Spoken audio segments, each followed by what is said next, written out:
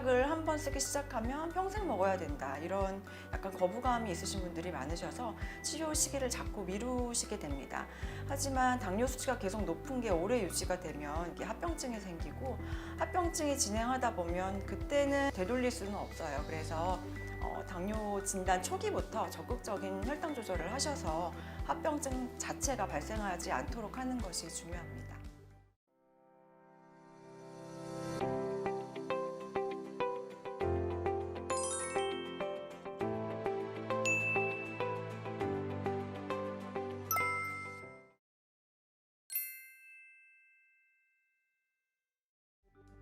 안녕하세요. 저는 일산백병원 당뇨병 내부미 센터에서 일하고 있는 홍재원입니다. 저는 당뇨병, 갑상선, 뇌하수체 부신, 골다공증에 대한 진료를 보고 있습니다. 오늘은 당뇨병 중 그중에서도 당뇨병 합병증에 대해서 좀 말씀을 드리고자 합니다.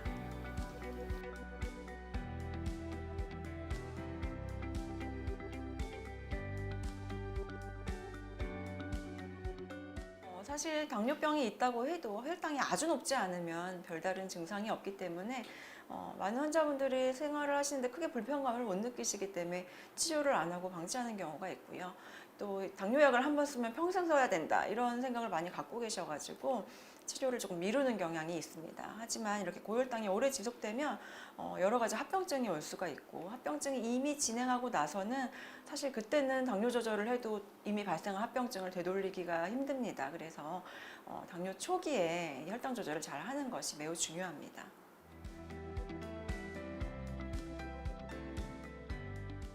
당뇨병성 급성 합병증에는 크게 저혈당과 그다음에 당뇨병성 케톤산증, 그리고 고혈당, 고삼투압성 고혈당 상태가 있습니다.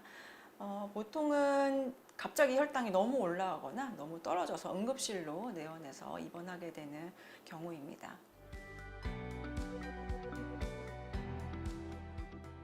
저혈당은 저희가 혈당이 70 이하로 떨어지는 것으로 정의를 합니다. 저혈당이 되면 이제 굉장히 배고픔을 느끼는 것처럼 막 떨리고 식은땀이 나고 막 쓰러질 것 같고 그런 증상을 호소하시고, 저혈당이 더 심해지면 이제 의식을 잃을 수가 있습니다.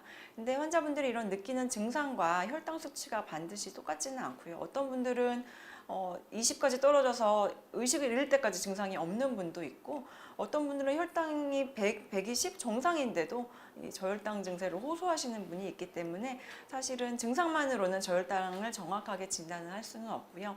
만약에 집에 계시고 혈당 체크를 해보실 수 있으시면 증상이 있을 때 빨리 혈당이 어느 정도인지를 체크를 해보시고, 저혈당이라면 사탕이나 주스 같은 것들을 섭취하셔야 되고, 만약에 밖에 계셔서 증상이 생겼을 때는 체크하기가 쉽지 않거든요.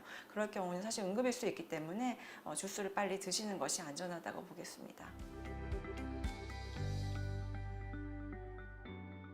당뇨병성 케톤산증은 이제 혈당이 5, 600 이상으로 굉장히 고혈당이 되면서 대사선 상증이 오면서 케톤체가 늘어나는 진단명이고요.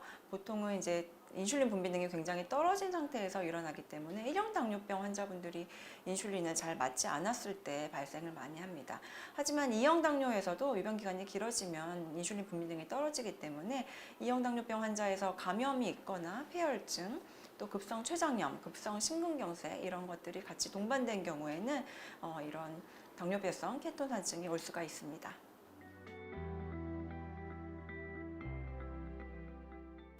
고삼투압성 고혈당 증후군은 보통 2형 당뇨, 그중에서도 노인분들한테 많이 발생을 합니다.